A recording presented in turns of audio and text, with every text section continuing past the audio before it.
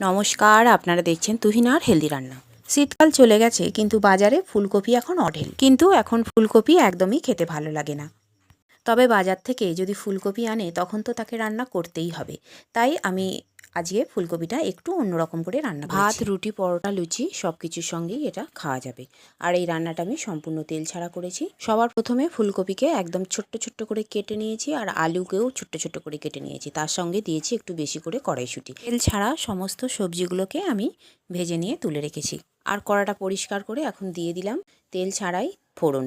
ফোড়নে দিয়েছি 5 ফোড়ন, শুকনো লঙ্কা আর তেজপাতা।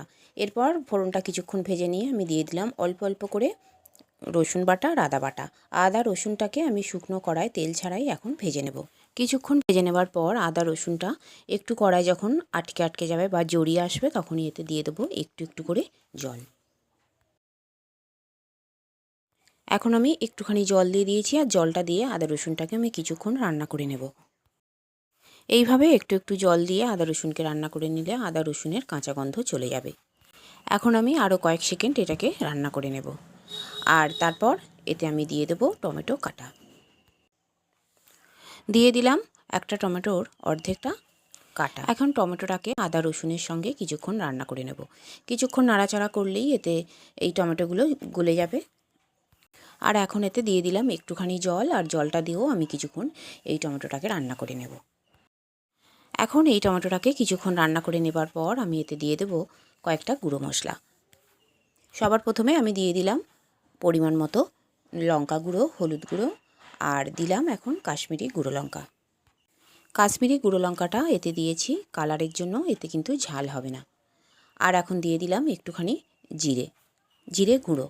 আর একটুখানি জল দিয়ে সমস্ত মশলাকে আমি কড়াতে বেশ ভালো করে কষিয়ে নেব। এই কষানোটা একটু সময় ধরে একটু একটু জল দিয়ে দিয়ে কষতে হবে, আর এতে করে কষানোও খুব সুন্দর হবে আর তরকারির টেস্টও খুব সুন্দর হবে।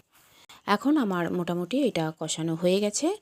আর এরপর আমি এতে দিয়ে দেব সেই ভেজে রাখা সবজিগুলো। দিয়ে দিলাম একটুখানি জল, আর এরপর আমি দিয়ে দিলাম এতে ভেজে রাখা সবজিগুলো। এখন সবজিগুলো আমি দিয়ে দিয়েছি, আর সবজিগুলো দিয়ে দেবার পর সমস্ত মশলার সঙ্গে ভালো করে আমি কষিয়ে নেব। এখন কপি ভালো লাগবে না, তাই একটু কষিয়ে কষিয়ে রান্না করতে হবে, আর খুব বেশি জল দিলেও ভালো লাগবে না। দিয়ে দিলাম স্বাদ মতো নুন আর একটুখানি চিনি। একটুখানি চিনিটা দিয়েছি, এর স্বাদটা বেশ সুন্দর হবে। আর তারপর আমি এখন দিয়ে দিলাম অল্প একটুখানি জল। এখন জলটা দিয়ে ভালো করে নাড়াচাড়া করে নেব, আর তারপর এটা কিছুক্ষণের জন্য সিদ্ধ হতে দেব। একটা চাপা দিয়ে দিলাম। মোটামুটি মিনিট 10 পরে চাপাটা খুলে নিয়ে এখন একটু নাড়াচাড়া করে নেব, আর দেখে নেব যে সিদ্ধটা ঠিকঠাক হয়েছে কিনা। সিদ্ধটা একদমই ঠিকঠাক হয়ে গেছে। এবার আমি কিছুক্ষণ নাড়াচাড়া করে এটাকে নামিয়ে নেব। এখন আমার রান্না হয়ে গেছে। এবার আমি গ্যাসটা অফ করে কড়া থেকে এটা নামিয়ে নেব। আর একটা জায়গাতে এটা রেখে দিলাম, আর উপরে দিয়ে দিলাম ভাজা মশলা। এই ভাজা মশলাটা দিলে তরকারিটা খেতে খুব সুন্দর হবে। আর বন্ধুরা, আমার রান্না যদি ভালো লেগে থাকে আর যদি নতুন নতুন তেল ছাড়া রান্নার রেসিপি পেতে চান তাহলে আমার চ্যানেলটিকে সাবস্ক্রাইব করুন, আর পাশে থাকা ঘন্টাটি বাজিয়ে দিন। আর লাইক, শেয়ার, কমেন্ট করতে কিন্তু একদম ভুলবেন না। তৈরি হয়ে গেল আমার দুর্দান্ত স্বাদের কপির এই তরকারি। আর আমার রান্নাটি দেখার জন্য সকল বন্ধুদের জানাই ধন্যবাদ। ভালো থাকবেন।